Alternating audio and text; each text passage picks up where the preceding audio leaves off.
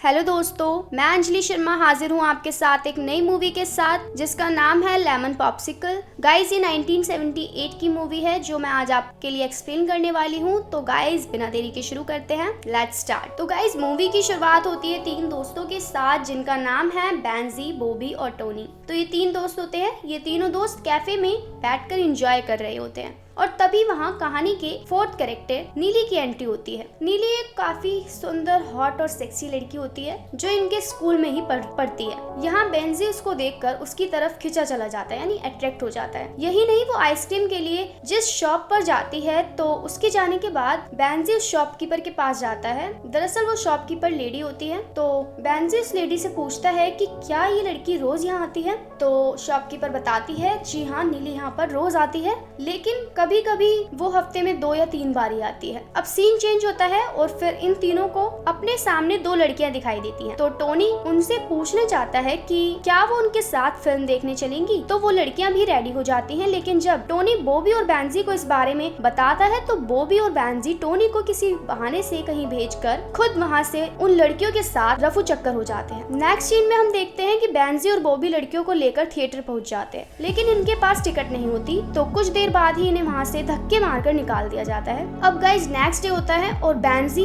नीली का एड्रेस पता करता है और उसकी साइकिल के टायर की हवा निकाल देता है ताकि वो खुद नीली को छोड़ सके, और होता भी यही है। तभी सामने से बेंजी साइकिल लेते हुए आता है और उसको लिफ्ट के लिए पूछता है। जैसे कि हम जानते हैं कि बेंजी की साजिश होती है और नीली के पास कोई ऑप्शन नहीं होता, तो वो रेडी हो जाती है और उसके साथ साइकिल पर बैठकर स्कूल पहुंच जाती है। स्कूल पहुंचते ही बेंजी नीली के साथ पार्टी में जाने के लिए पूछता है, पर नीली का प्लान पहले से ही फिक्स होता है, तो वो सॉरी बोलकर वहाँ से निकल जाती है। सीन चेंज होता है गाइस, और जब रात को बेंजी पार्टी में पहुंचता है तो नीली को पार्टी में देख बेंजी चौंक जाता है। दरअसल नीली किसी और के साथ नहीं बल्कि उसके खास दोस्त बॉबी के साथ आई होती है। ये देख बेंजी काफी गुस्से में आ जाता है, लेकिन वो अपने गुस्से को कंट्रोल करता है और वहाँ से निकल जाता है। अब बेंजी अपनी पॉकेट मनी के लिए कुछ काम करने की सोचता है और वो आइस डिलीवरी का काम करने लगता है। इसी बीच एक दिन एक लेडी आवाज लगाते हुए बेंजी से आइस मंगवाती है। और गाइस, यहाँ हम देखते हैं कि बेंजी जब यहाँ पहुँचता है, यानी उस लेडी के घर पहुँचता है, तो ये लेडी बेंजी को सेड्यूस करने लगती है और ये देखकर बेंजी डरकर वहाँ से भाग जाता है। दरअसल दोस्तों, ये लेडी अलग अलग लड़कों के साथ इंटीमेट होती है। दरअसल जवान लड़कों के साथ इंटीमेट होना इसकी फैंटेसी थी और यहाँ ये बेंजी के साथ भी इंटीमेट होने की कोशिश करती है, लेकिन बेंजी भाग जाता है।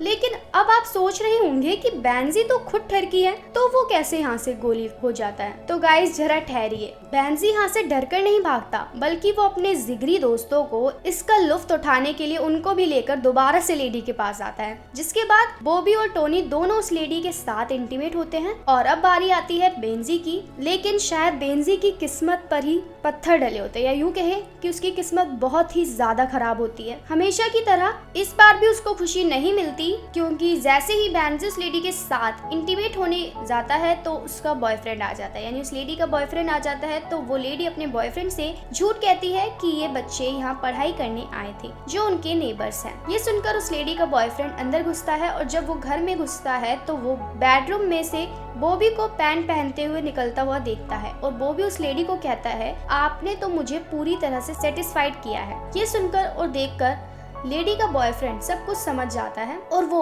इन तीनों को मारने लगता है। तो ये लोग अपनी जान बचाते हुए भागते हैं और अपने घर जाते हैं। अब नेक्स्ट सीन में बॉबी नीली के साथ इंटीमेट होने की प्लानिंग करता है और उसके साथ इंटीमेट हो भी जाता है। लेकिन एक दिन ये तीनों क्लास ले रहे होते हैं तो वहाँ नीली आती है और बॉबी से बोलती है कि वो प्रेग्नेंट है। ये सुनकर बॉबी नीली को इग्नोर करता है और यहाँ नीली और बॉबी की बातों को बेंजी सुन लेता है और फिर वो नीली से अकेले में मिलता है और उसकी सिचुएशन को समझकर उसकी काफी हेल्प करता है। दरअसल वो उसका अबॉर्शन करवाता है पैसे इकट्ठे कर कर उधार लेकर, जिसके बाद नीली बेंजी से इम्प्रेस होती है और वो बेंजी से पूछती है कि आखिर उसने उसके लिए इतना सब क्यों किया। तो यहाँ फाइनली बेंजी जो है कोशिश करके नीली को प्रपोज कर देता है और बताता है कि वो उससे कितना प्यार करता है। ये जानकर नीली भी उसके प्यार को एक्सेप्ट कर लेती है, लेकिन कहानी में ट्विस्ट आता है और निली का बर्थडे आ जाता है। तो बेंजी उसके लिए लॉकेट लेता है, लेकिन जब वो उसको वो लॉकेट देने के लिए उसके पास जाता है तो वो बॉबी और निली को किस करते हुए देखता है और यहाँ ये